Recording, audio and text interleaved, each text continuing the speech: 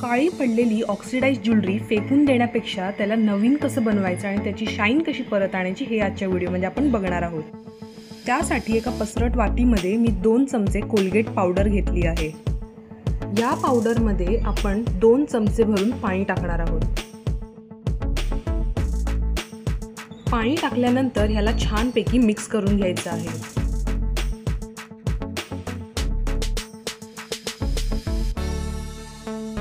त्यानंतर आपण ह्यामध्ये टाकणार आहोत 1 टेबलस्पून भरून बेकिंग सोडा।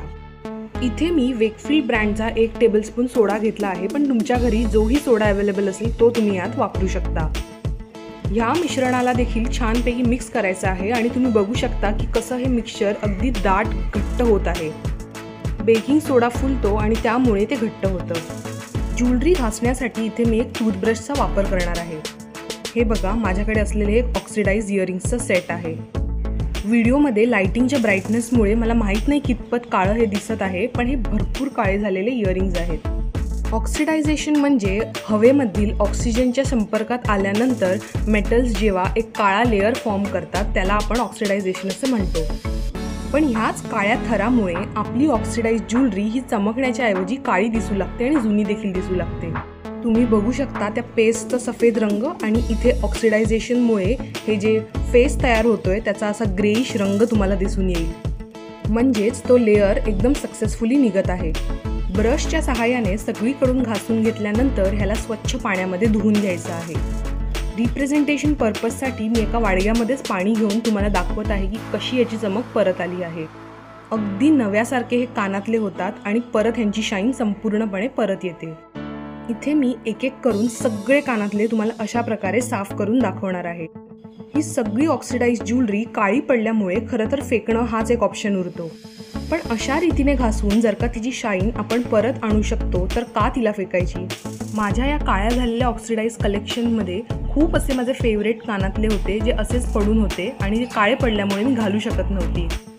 पण आता हा सीनच उरला नाही आहे, कारण की इतके स्वच्छ झाले आहेत की मी आता ह्यांना परत यूज करू शकते।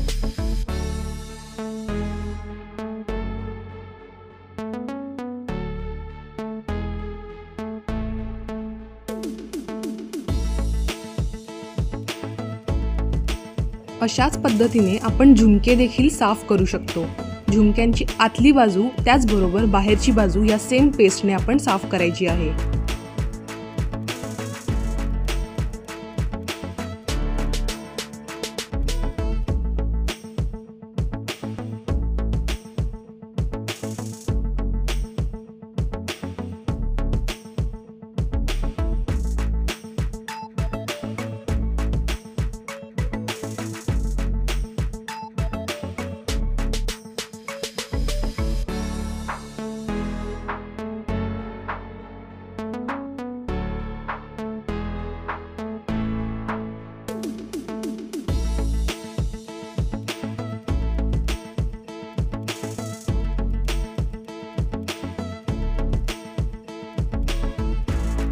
हे सगळे कानातले छान धुवून घेतल्यानंतर यांना मी एका प्लेटमध्ये ठेवलं आहे, कारण मी आता यांना हेअर ड्रायरच्या मदतीने सुकवणार आहे। यांना जास्त वेळ ओलं न ठेवता त्वरितरित्या सुकवून घेणंही तितकंच महत्त्वाचं आहे, नाहीतर ह्याची परत ऑक्सिडायझेशनची प्रोसेस सुरू होईल। हेअर ड्रायर जर तुमच्याकडे नसेल तर भरपूर उन्हामध्ये देखील हे मस्तपैकी 15 ते 20 मिनिटाच्या आत सुकून जातील। मी हाय हीट आणि लो फॅन स्पीडवर यांना सुकवत आहे। मस्तपैकी यांना सुकवून झाल्यानंतर they are back to normal. आजचा व्हिडिओ आवडला असेल तर व्हिडिओला लाईक नक्की करा।